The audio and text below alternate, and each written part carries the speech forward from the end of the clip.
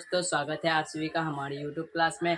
आज हम आप सभी को पढ़ाने जा रहे हैं साइंस क्लास 8 का चैप्टर नंबर 2, जिसका नाम क्या है, दहन ज्वाला एवं ईंधन, कंबशन फ्लेम एंड फ्यूल्स। ये साइंस का चैप्टर नंबर 2 है, क्लास 8 का। इसके बारे में आज हम आप सभी को पढ़ाएंगे। इससे पिछली वाली वीडियो में हम आप सभी को दहन के बारे में कुछ टॉपिक पढ़ाए हैं और कुछ टॉपिक बाकी है था दहन के बारे में। तो आज हम आप सभी को उसी टॉपिक में बताएंगे, उसी टॉपिक में क्या क्या है दहन के बारे में। और पिछला वाला जो वीडियो अगर आप लोग नहीं देखे तो कृपया आके देख ले हमारे चैनल में। पिछला वाला वीडियो में हम दहन के बारे में बहुत अच्छे से समझाए हैं, वहाँ जाकर के आप लोग देख सकते हैं, दहन के बारे में समझ सकते हैं। तो चलिए आगे बढ़ते हैं। इसी के साथ मेरा आप लोगों से एक गुजारिश है कि अभी तक अगर आप लोग हमारे चैनल को सब्सक्राइब नहीं किए हैं तो कृपया चैनल को सब्सक्राइब करें और वीडियो को लाइक करें और दूसरों को भी शेयर करें, ताकि वो लोग भी हमारे चैनल के माध्यम से पढ़ सकते हैं। चलिए आगे बढ़ते हैं, टाइम को ख़त्म ना करते हुए आगे चलते हैं। तो हमारे पास पहला क्या है, ज्वलनशील पदार्थ, यानी कि इनफ्लेमेबल सब्सटेंस।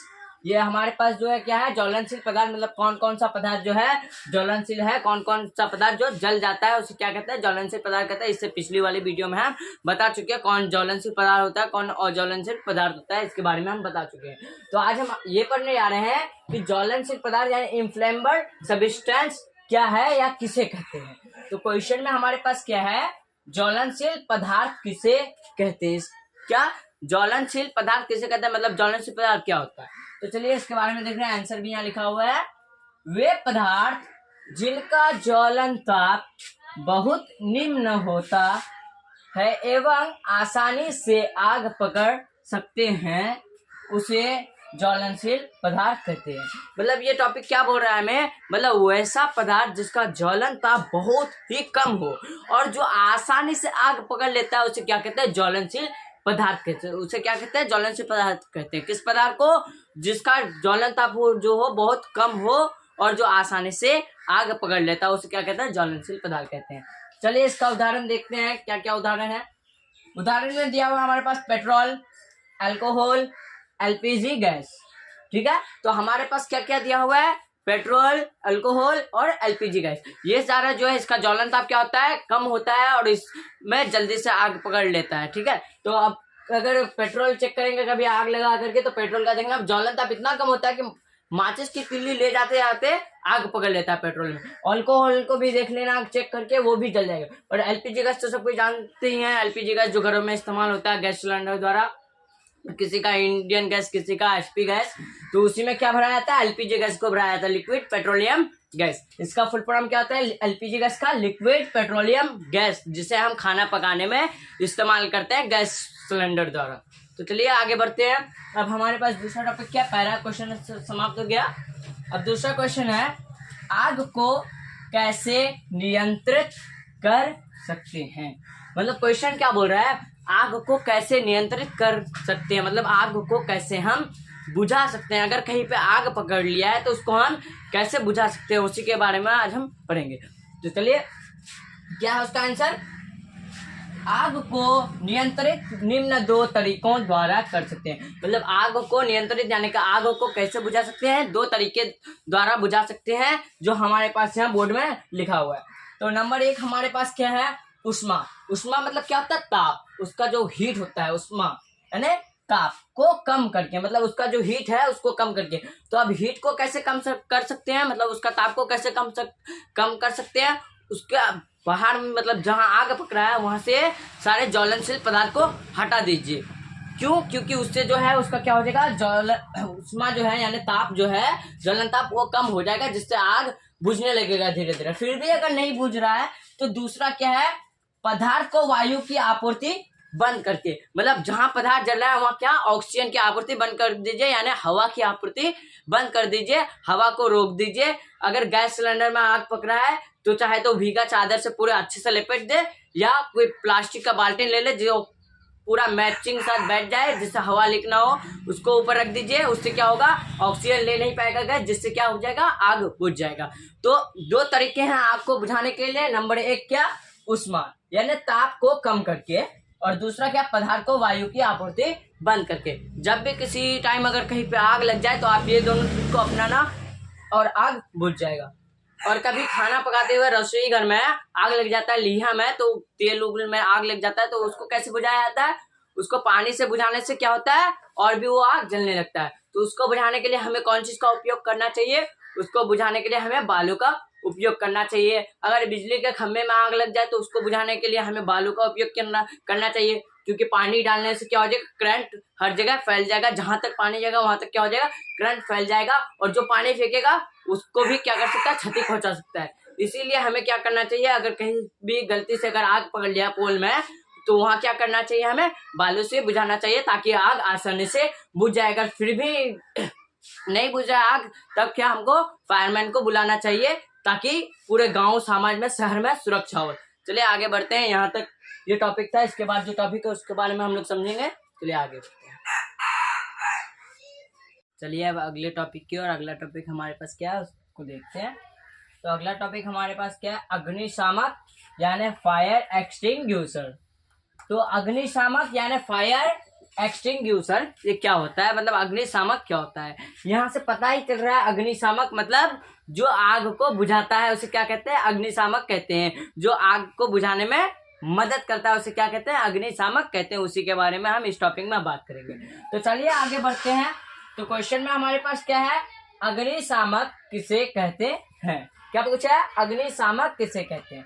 तो आंसर क्या हमारे पास, वे पदार्थ जो आग बुझाने में प्रयुक्त होते हैं उसे अग्निशामक कहते हैं।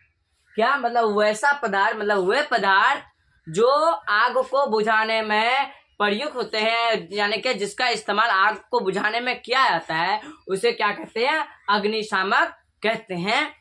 अब हमारे पास क्या दिया हुआ, उदाहरण, यानी कि उदाहरण मतलब कौन कौन ऐसा चीज है जो आग को बुझाने में मदद करता है। नंबर 1 मिट्टी। इससे पहले भी हम आप सभी को बता दिए हैं कैसे बुझाना है, कौन कौन चीज से बुझाना है, तो उसी के बारे में यहाँ अभी भी चर्चा चल रहा है, यानी अग्निशामक। उदाहरण में क्या है हमारे पास, मिट्टी, जल और कार्बन डाइऑक्साइड। मिट्टी, जल और कार्बन डाइऑक्साइड जो है वो किस में काम आता है, आग बुझाने में काम आता है। मिट्टी का जो काम है वो किस में आता है, वो बिजली का खंभा में आग लग गया, या कढ़ाई में आग लग गया, यानी लिहिया में आग लग गया, रसोई में कुछ काम करते हैं, तो उसके लिए कौन चीज का इस्तेमाल करेंगे, मिट्टी का इस्तेमाल करेंगे उसको बुझाने के लिए। अब दूसरा क्या है हमारे पास, जल। अब जल का इस्तेमाल कहाँ किया जा सकता है, जल का इस्तेमाल जैसे कोई घर में आग लग गया है, जहाँ मतलब बिजली का कुछ नहीं है, जैसे जलावन का घर, उसमें आग लग गया, तो उसके लिए हम क्या, पानी का उपयोग कर सकते हैं उसको बुझाने के लिए। उसके बाद तीसरा हमारे पास क्या है, तीसरा हमारे पास है कार्बन डाइऑक्साइड। क्या है, कार्बन डाइऑक्साइड। कार्बन डाइऑक्साइड मतलब जो हम मतलब ऑक्सीजन लेते हैं जिसको हम छोड़ते हैं उसे क्या बोला जाता है, कार्बन डाइऑक्साइड बोला जाता है। तो कार्बन डाइऑक्साइड जैसे सिलेंडरों में भरा जाता है, उसको वो ज्यादातर कहाँ मिलेगा आपको, हॉस्पिटल में मिलेगा। हॉस्पिटल में क्यों, क्योंकि अगर गलती से आग पकड़ ले किसी मशीन में तो उसका उपयोग क्या आता है, अग्निशामक का। सिलेंडर में भरा हुआ रहता है वो। उसके बाद वो ज्यादा मिलता है पेट्रोल पंप में, जिसे हम क्या कहते हैं, डिपो कहते हैं, वहां भी अग्निशामक पाया जाता है। यानी कि कभी अगर पेट्रोलियम में आग पकड़ ले, यानी डिपो में कहीं पे पेट्रोल या डीजल में आग पकड़ ले, तो उससे बुझाया जा सके, वहां मिलता है। तो कार्बन डाइऑक्साइड कहाँ का पाया जाता है, हॉस्पिटल में भी पाया जाता है, उसका क्या बोलता है, डिपो में भी पाया जाता है, और जो कार ट्रक होते हैं इसमें भी पाया जाता है। एक छोटा सा बोतल टाइप का होता है लगा हुआ, मिरर के पास लगा हुआ रहता है, उससे क्या हो जाता, इंजन में अगर कभी गलती से आग पकड़ ले गाड़ी का कुछ खराबी के कारण, तो उससे एक्सपायर करने पर क्या होता है, कार्बन डाइऑक्साइड से एक्सपायर करने के कारण क्या होता है, आग बुझ जाता है। तो चलिए हमको समझ में आ गया, आप लोग को भी समझ में आ गया होगा कि अग्निशामक क्या होता है, अग्निशामक किसे कहते हैं, और अग्निशामक कहाँ कहाँ पाया जाता है। चलिए आगे बढ़ते हैं। तो हमारे पास स्टार्ट पॉइंट में क्या दिया हुआ है, यानी ये एक मेन पॉइंट है, यानी स्टार्ट पॉइंट।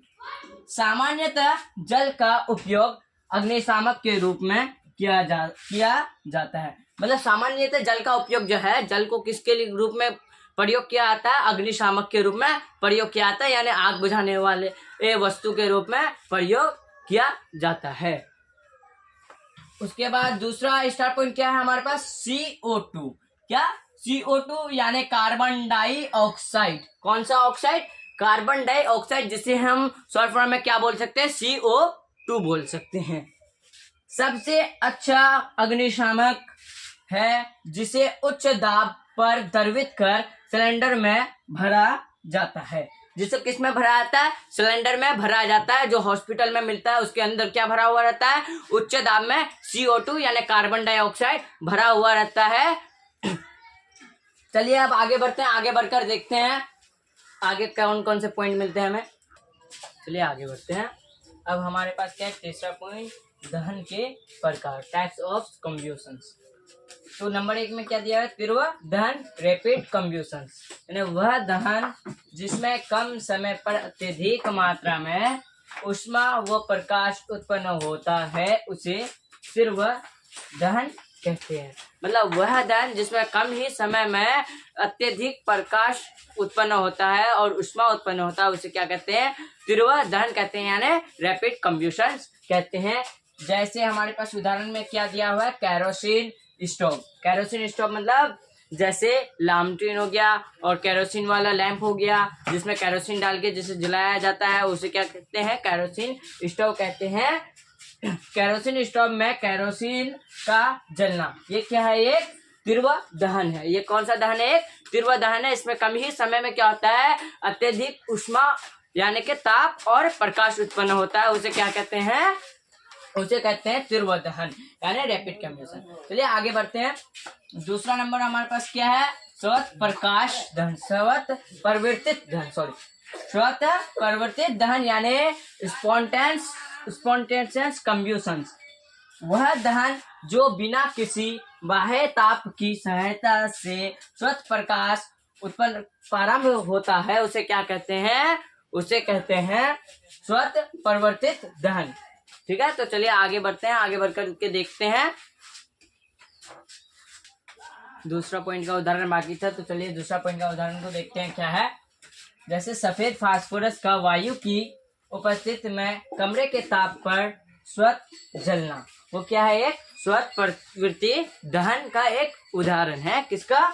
स्वत प्रवृत्ति दहन का एक उदाहरण कौन? सफेद फास्फोरस। वो क्या होता है? वायु की उपस्थिति में कमरे के ताप पर ही क्या होता है? जल जाता है। तो वो कौन चीज का उदाहरण है? स्वत प्रवृत्ति दहन का उदाहरण है। उसका तीसरा पॉइंट क्या है? विस्फोट यानी एक्सप्लोजन्स ऑफ, वह दहन जिसमें अचानक अत्यधिक मात्रा में ऊष्मा, प्रकाश व तीव्र ध्वनि का उत्पन्न होना विस्फोट कहलाता है। मतलब जब अचानक कहीं पे अत्यधिक प्रकाश उत्पन्न होता है, ध्वनि उत्पन्न होता है, बहुत ही तीव्र प्रकाश उत्पन्न होता है और ध्वनि उत्पन्न होता है, तो उसे क्या कहते हैं? उसे विस्फोट कहते हैं। जैसे पटाखों का जलना, जैसे बमों का फटना, वो क्या है? वो किस में आता है? वो आता है विस्फोट में आता है। विस्फोट यानी विस्फोट दहन में आता है। वो कौन चीज में आता है? विस्फोट दहन में आता है। पटाखों का जलना जो है वो किस में आता है? विस्फोट दहन में आता है। तो इसी के साथ हमारा जो टॉपिक था वो खत्म हो चुका है दहन के बारे में। अब हम अगले वीडियो में पढ़ेंगे ज्वाला और ईंधन के बारे में। तो यहाँ तक हमारा कंप्लीट हो गया दहन के बारे में।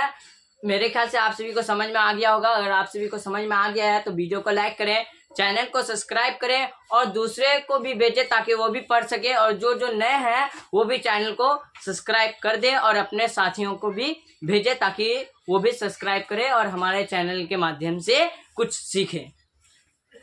Thanks for watching, like and subscribe.